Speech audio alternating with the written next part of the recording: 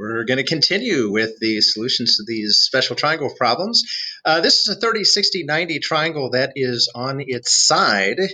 And remember that the short side, I always operate from the short side. The short side always gets multiplied by 2 to give you the hypotenuse, okay? So to go from the hypotenuse back to a shorter side, you want to get a smaller result. Instead of multiplying by 2, you're going to divide by 2, and that ends up giving you 11, okay? So I always try to get back to the short side if I possibly can. And then that short side, remember, is always going to get multiplied by the square root of 3. Keep in mind, the square root of 3 is actually less than 2. So your middle side is getting multiplied. You're multiplying by radical 3 to get your middle side length, and you're multiplying by 2 to get your long side. So you're going to get 11 times the square root of 3, or 11 radical 3 for that missing side. Okay, that's all that's going on there. So we move on to the next example here, and hopefully we can see here. We got the answer right on that one.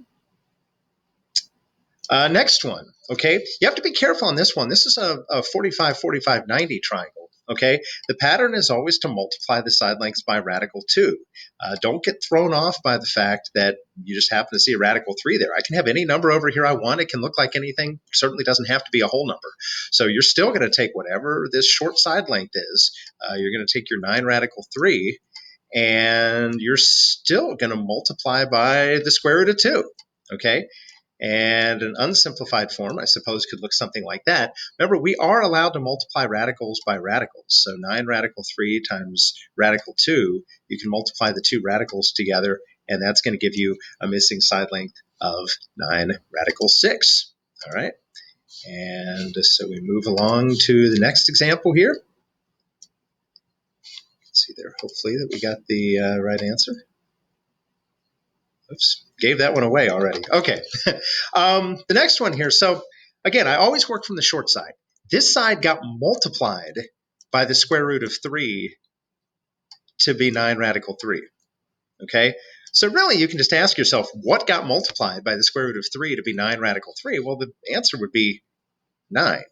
Okay, if it's something more complicated, if you multiply by the square root of 3, you could divide by the square root of 3 to get back to that other side. And of course, 9 radical 3 divided by the square root of 3, square root of 3 divided by the square root of 3 is just going to be 1, and you're just going to be left with 9. So a couple different ways you can think about it. Remember, this is half of an equilateral triangle.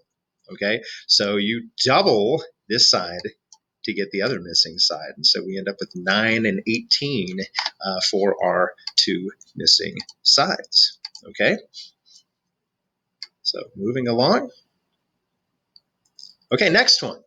Notice this one has a 24 on the side where we expect to see something with a radical 3. Okay? But again, always start with your short side. Think about, what do you do to that short side to get this longer leg here?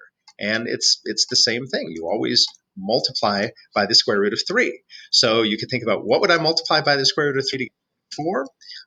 That may not be real obvious to you.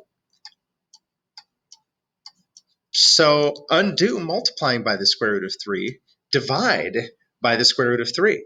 Okay, so an unsimplified answer there would be 24 over radical 3. However, it's best to rationalize the denominator to get rid of that square root in the denominator. So multiply the top and the bottom by the square root of 3. On the bottom, you're just going to be left with 3. On the top, you're going to have 24 times the square root of 3. Okay, a whole number will divide into a whole number. Okay, 3 is going to go into 24. That's a 2.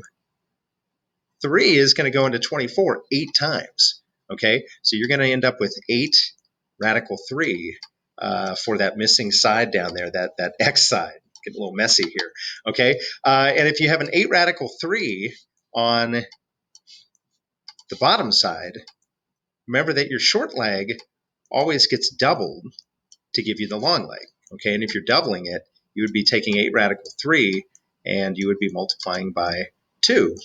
Okay, remember, a whole number can be multiplied by a whole number. A whole number can't be multiplied by radicals. So when you double 8 radical 3, you have 8 square roots of 3.